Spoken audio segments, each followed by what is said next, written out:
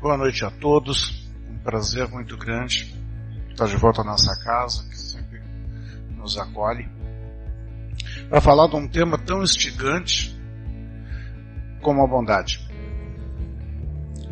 Como é difícil ser bom. Como nos é exigido predicados que na maioria deles nós não temos para sermos bons. Como é importante ser bom. Como é importante sermos recebidos com bondade.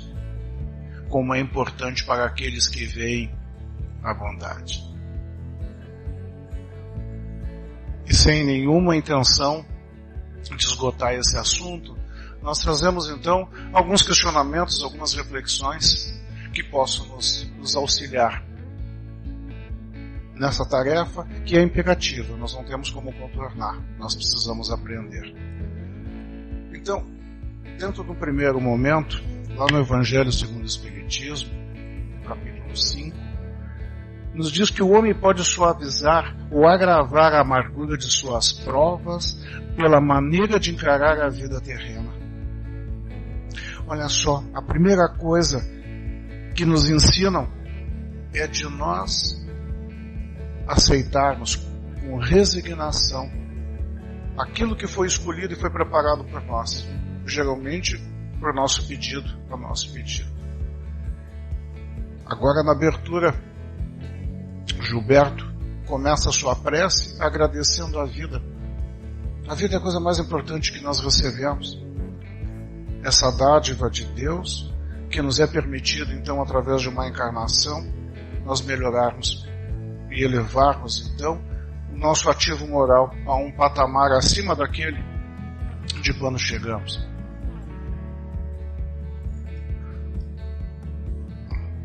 Mas o resultado da maneira espiritual de encarar a vida diminui a importância das coisas deste mundo e faz com que o homem modere seus desejos, se contente com a sua posição sem invejar a dos outros e atenua a impressão moral dos reveses e das decepções que ele experimenta.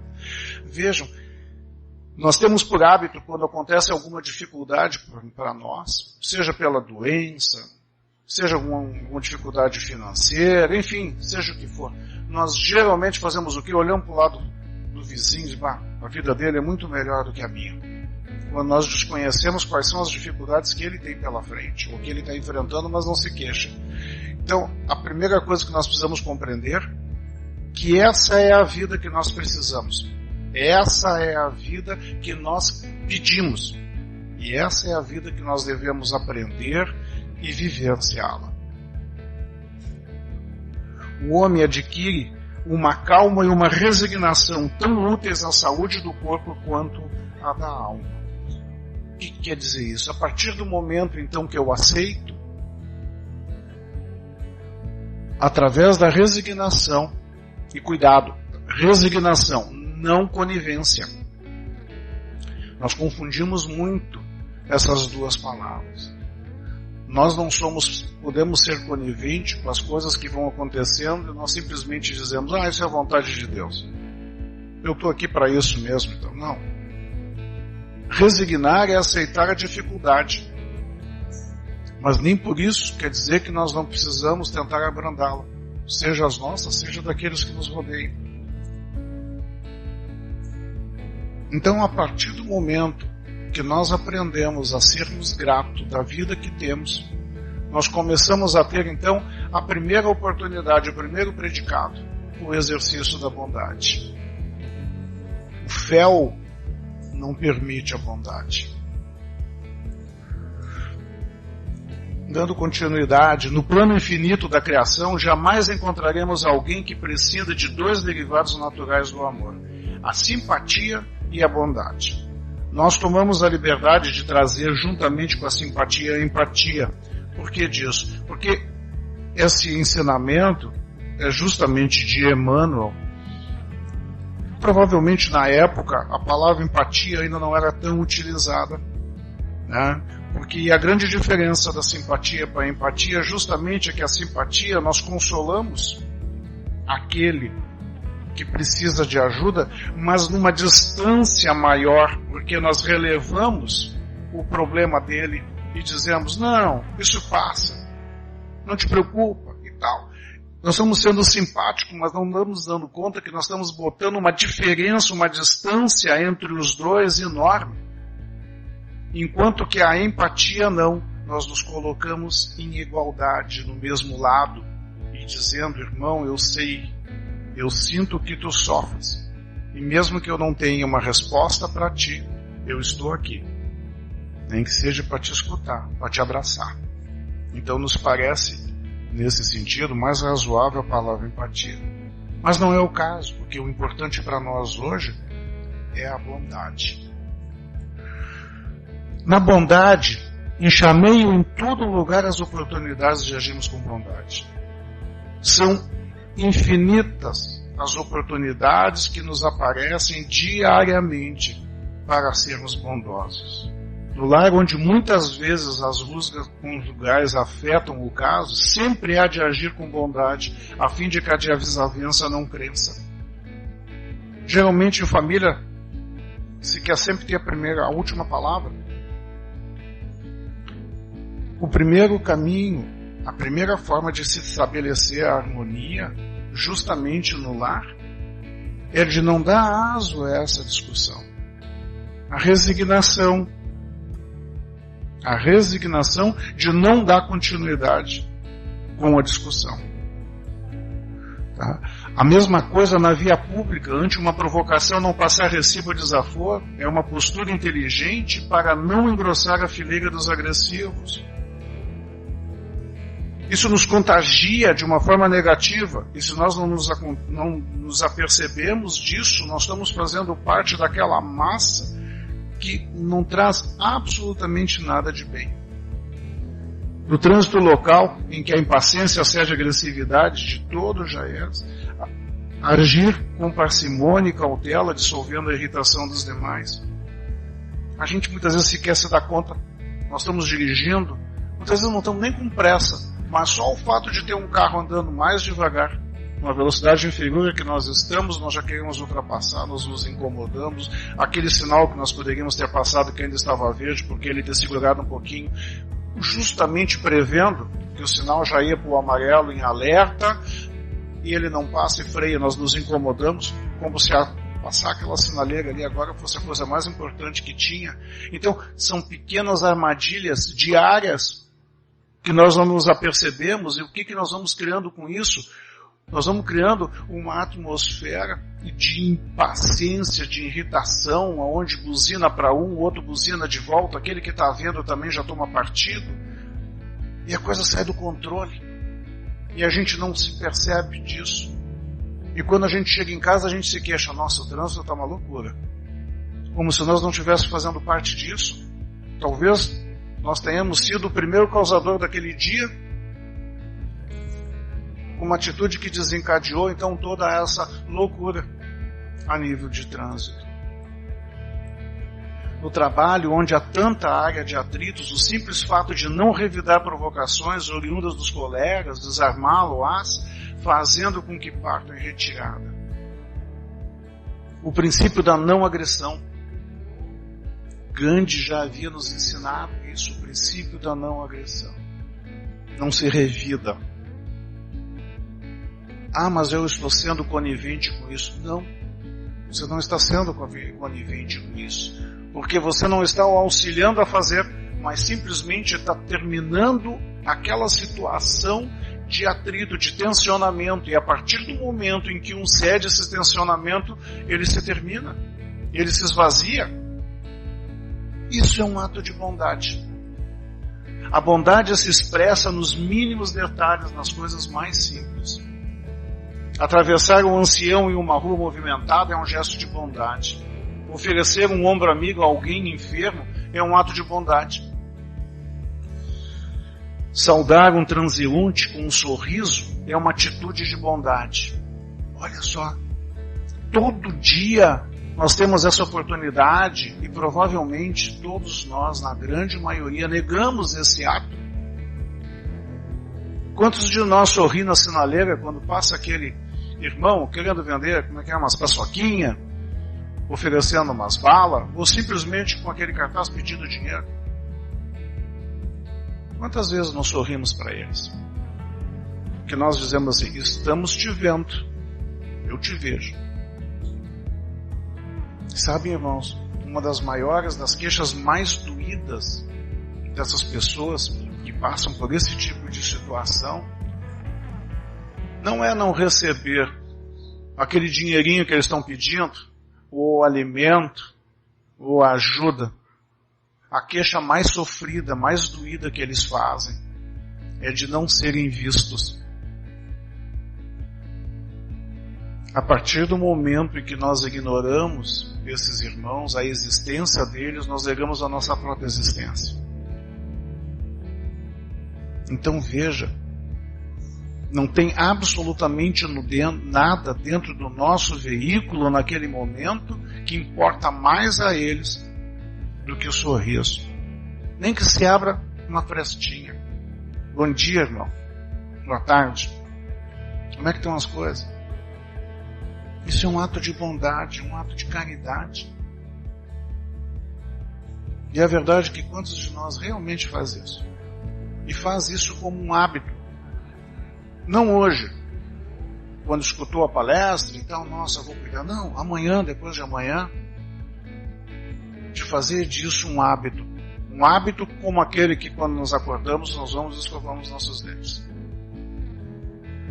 Oferecer um copo de água fria ao sedento é uma postura de bondade. Agir com bondade é típico das almas evangelizadas que já compreenderam que o nosso desiderato aqui na Terra é servir. Em algumas outras oportunidades, quando nós tivemos o prazer de estarmos aqui, nós começávamos muitas vezes a nossa conversa dizendo o seguinte: a nossa primeira obrigação como encarnados é para conosco. Sem sombra de dúvida. E isso, no primeiro momento, quando se escuta, se traz, não, mas isso é um estímulo ao egoísmo. E aí vem a segunda frase. Não há como nós cuidarmos de nós nos melhorarmos, sem que nós também cuidemos dos outros. Nós precisamos dos outros para evoluirmos. Não há como nós fazermos bem para nós sem fazer o bem ao outro.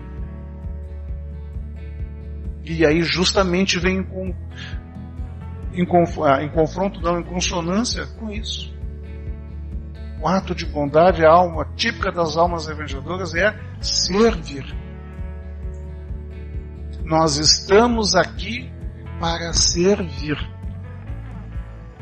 Nós devemos nos servir da caridade de servir aos outros. E nós esquecemos da causa principal da nossa encarnação. Espalha por onde passares a terapia da bondade, de forma que ela alcance outros corações e passem a imitar a maneira como vives. Toda vez que nós fazemos um ato de caridade, de bondade, nós temos 3 situações que acontecem, e todas elas por demais importantes. A primeira é daquele que recebe, do necessitado, que a partir daí ele acredita que existem pessoas boas no mundo, em função da ajuda que ele recebe. Em segundo, daquele que ajuda, que tem a satisfação e o prazer, aquele sentimento maravilhoso, quase indescritível, de poder estar ajudando alguém, de escutar, eu sou grato, muito obrigado. Mas existe uma terceira, que a maioria das vezes a gente não se dá conta, que é o exemplo, é o estímulo daqueles que vêm se fazer, de praticar a bondade. Muitas vezes nós só precisamos de um estímulo, de um empurrãozinho para começar a praticar a bondade. E essa é a oportunidade. Então assim, cuidado. Nós, nesse caso da terceira, é uma consequência da bondade e não o fim. Porque se nós vamos começar a ser bons e fazer coisas boas para que os outros vejam, não faz nenhum sentido para nós isso.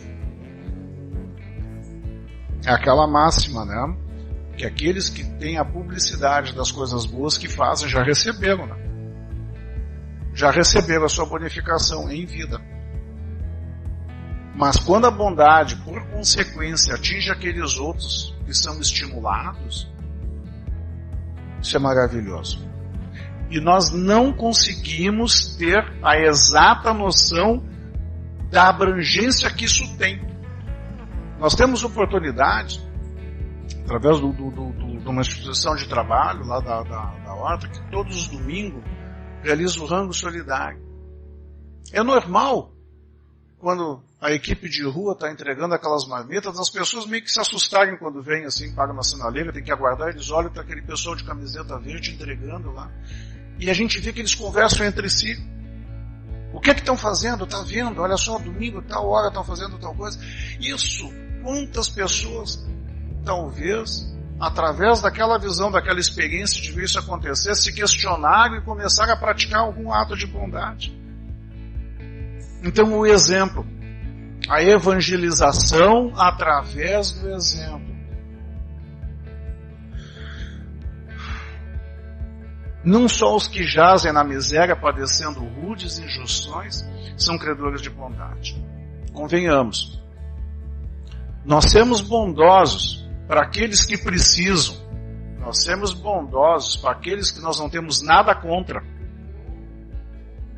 para sermos bondosos daquele que nós gostamos, é bem mais fácil do que aqueles outros que nós antipatizamos, que nós não nos identificamos, que nós desconhecemos. Os agressivos necessitam de bondade através da compreensão, não do revide, da compreensão. Ah, mas isso é conivência. Não, compreender não é conivência. Conivência é dizer que tu está certo. Vamos lá, te ajudo. Não. Aqui é de nós compreendermos o que leva ele a tal fato. Imagine se os irmãos trabalhadores dessa casa, em atendimento fraterno, não fossem compreensivos, o que ia acontecer? Eles escutam o depoimento e vão dizer para aquele que está lá, ó, não tem salvação. Deixa para vir na próxima. Essa aqui está perdida. Né? Ou muitas vezes não se tem o que dizer propriamente dito, porque o desafio não é de quem escuta. O desafio é de quem está falando. E a compreensão, muitas vezes, basta simplesmente aquele olhar fraterno e o silêncio. Da mesma forma, os devassos precisam da bondade da oração. Porque se nós não conseguimos dialogar com ele, e os atos, os equívocos, tão maléficos aos outros, continuam, que possamos ao menos orar por eles, para que se deem conta, e que cessem, e que deem início, então, a um plano de restabelecimento da sua ordem moral. Os ignorantes solicitam a bondade do conhecimento. Há muita literatura que fala, principalmente quando se trata sobre a esmola, que independente de alcançar o alimento, ou o dinheiro, ou o vestuário, que alcance também uma palavra de esclarecimento, alcance um livro, para não manter aquele irmão que precisa refém da nossa bondade. Ele precisa aprender, ele precisa seguir, ele precisa evoluir. E esse caráter pedagógico é responsabilidade daquele que exerce a bondade também. Os irritadiços e embrutecidos rogam-te a bondade da misericórdia. Onde estiveres, constatará então que a bondade é um poderoso antídoto contra o mal, já que ela alivia e consola, abençoado. E como já consta no capítulo 6, versículo 31, se não me falha a memória, de Lucas, assim como quereis que vos façam os homens, assim fazei vós também a eles. É mais uma forma do ensinamento de Jesus, né? Amar aos outros assim como a si mesmo. Essa primeira exposição, justamente, ela está lá no Alfabeto da Saúde, né? Pelo Espírito Torres Pastorino, psicografado pelo Walter Heim. Já na outra obra do Emmanuel, do livro Abençoa Sempre, ele traz o apelo do Divino Mestre recomendando sede perfeitos e evitemos indesejável resposta da aflição. O que ele nos traz aqui justamente é dizer, não deixe as coisas para trás. Resolvam aquilo que está pendente. Pensem e reflitam no que é importante. E depois do que é importante, o que é urgente. O maior arrependimento que nós podemos ter naquele momento final de reflexão é justamente o arrependimento da omissão. A passividade nos cria um sofrimento imensurável. Não muito tempo atrás, uma senhora procurou a nossa casa e, conversando com um dos trabalhadores lá, ela traz a seguinte afirmação: eu vim procurar ajuda porque eu estou doente, eu tenho câncer. E naquele momento, o que se diz para uma pessoa dessa? Se traz justamente, reforça a sua fé. Começa a se preocupar só com as coisas que realmente são importantes e são urgentes.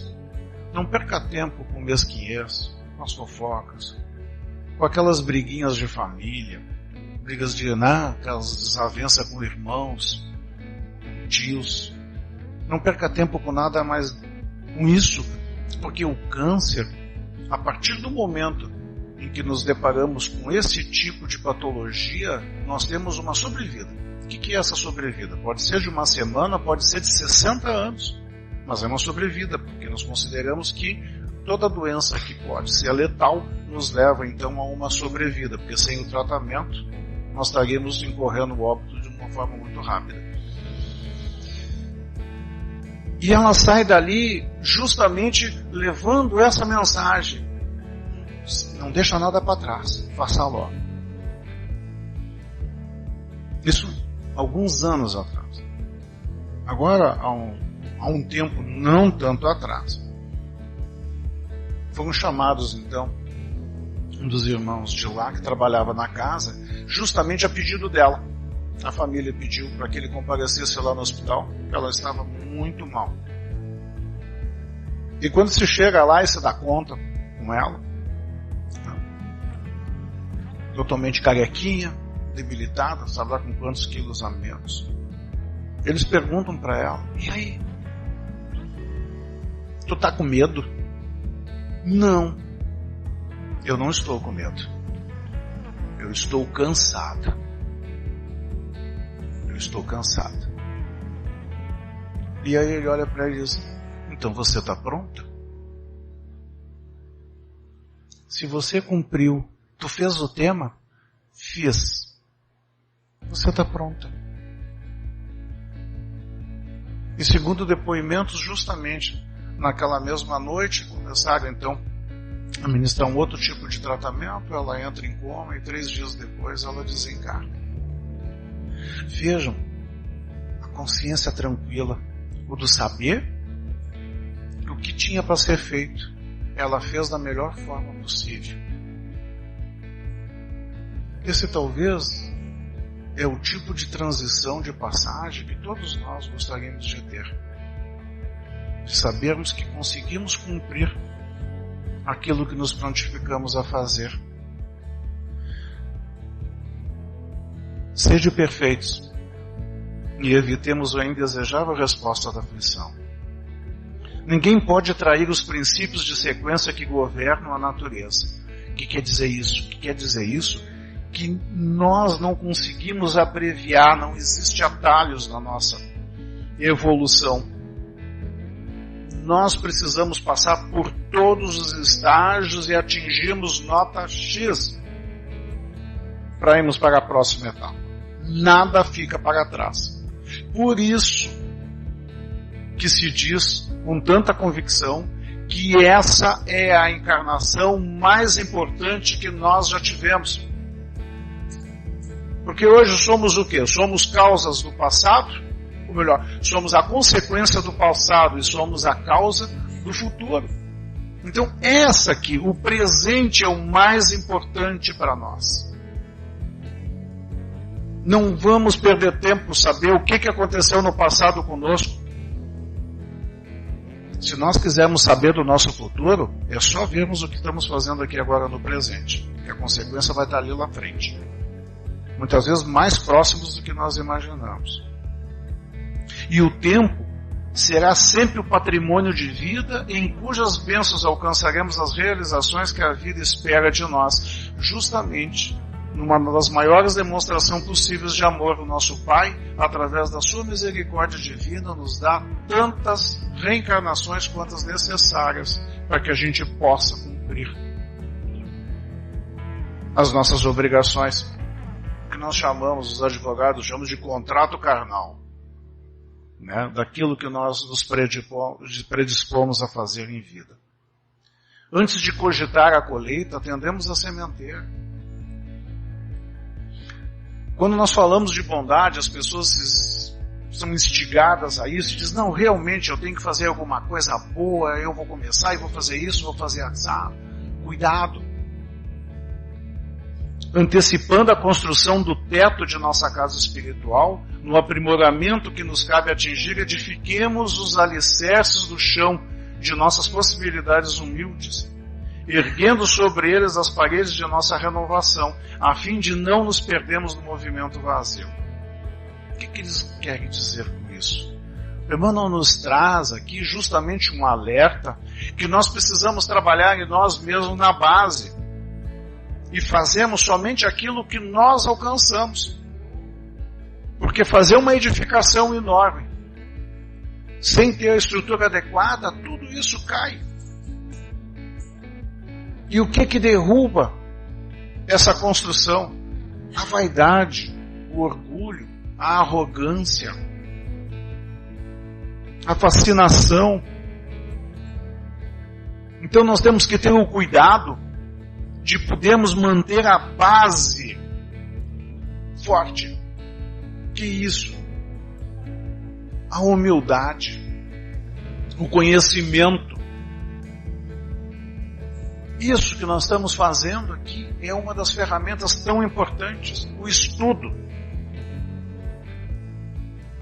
É chegada a hora de nós não nos contentarmos com nada que nós escutamos. Tudo nós devemos investigar, tudo nós precisamos estudar e aprofundar. E a partir do momento em que nós, sabendo da nossa capacidade, né, sabendo das nossas imperfeições, através dessa visão humilde, nós então alavancamos através da fraternidade uma obra que não é nossa. Essa obra é de Jesus, que nos foi mostrado o caminho e a forma de fazer através da codificação, através do Allan Kardec e tantos outros, que tanto artigos e tanta doutrina abençoada que nos é alcançada todos os dias, para que justamente nós possamos fazer uma edificação robusta em que suporte a todos os desafios. Iniciemos a perfeição amanhã com a bondade de hoje. Ninguém é tão deserdado no mundo que não possa começar com o êxito necessário. Todos nós podemos começar agora um ato de bondade. Não precisamos de qualificação anterior, de experiência anterior. Nós precisamos de atitude. Atitude. Toda vez que nos depararmos com uma dificuldade, não devemos nos esquecer que atitude ao corpo, resignação ao espírito Atitude ao corpo, resignação ao espírito. Eu estou doente, então vá ao médico. Vá ao médico e atenda a todas as prescrições que ele fizer. Não se contente, não seja conivente com a patologia. Vá procurar a cura. Mas não se rebele contra Deus por isso.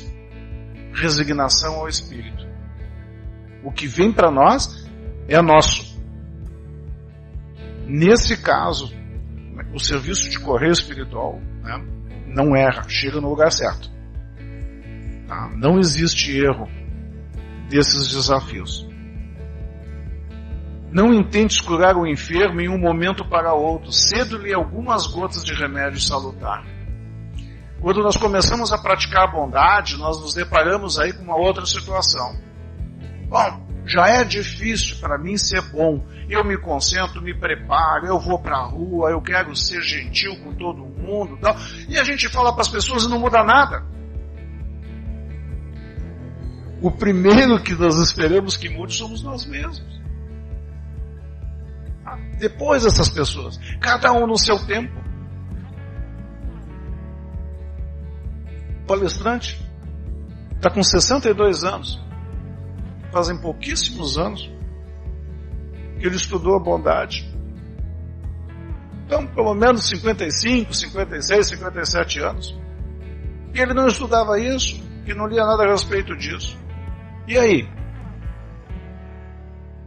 Agora que ele aprendeu um pouquinho e ele quer colocar isso em prática, ele já quer que a pessoa que escute mude na hora. Quando ele levou 50 anos para isso. Cada um do seu tempo. Cada um fazendo a sua parte. Não busque regenerar o delinquente a rudes golpes verbais, auxiliando de algum modo, oferecendo-lhe algumas frases de fraternidade e compreensão.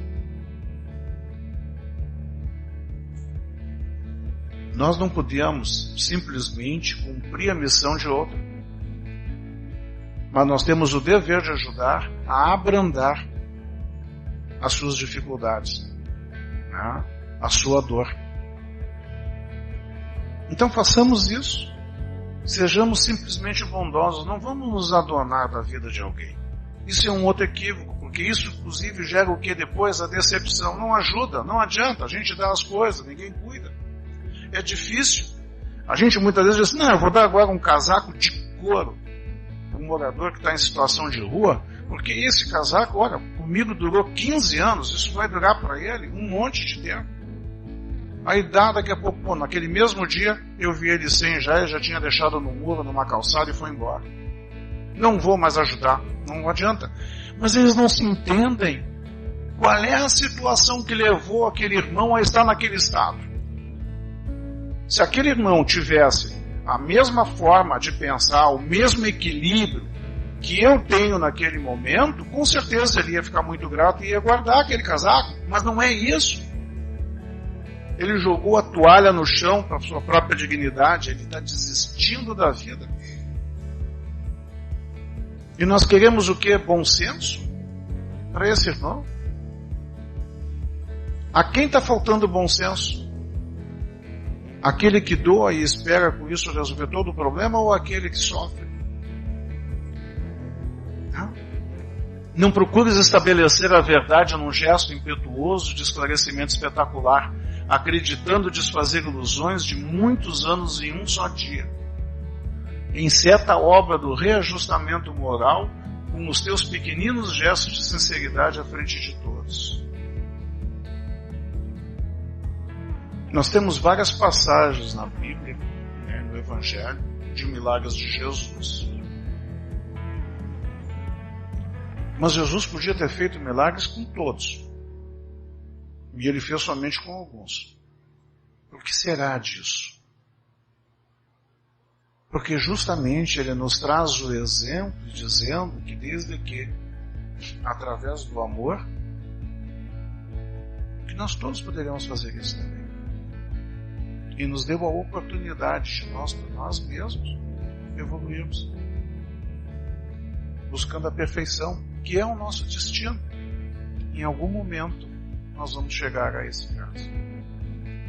Então não é simplesmente naquele momento que nós vamos transformar alguém. Não suponha seja possível a milagrosa transformação de alguém no caminho empedrado da crueldade ou da ignorância. É quase uma heresia nós chegar para alguém que está com fome, que está com frio, e dizer: serena, meu irmão, tenha fé em Jesus, tudo vai passar. Se nós fôssemos aquele que estava com fome, dizer: pô, mas ele podia pelo menos mandar um pastelzinho agora, então, né? Para a gente esperar o resto depois. Porque a minha fome é agora. O meu frio é agora. Pelo menos um cobertor. Então é muito complicado para quem está com esse sofrimento e com essa intensidade nos escutar. E nós não podemos desistir.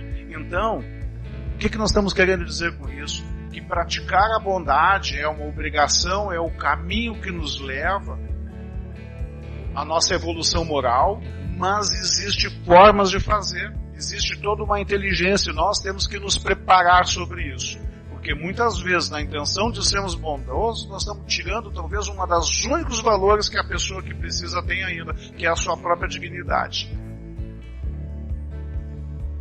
Cuidado. A gente nunca tira o que não pode dar. E a dignidade é uma dessas.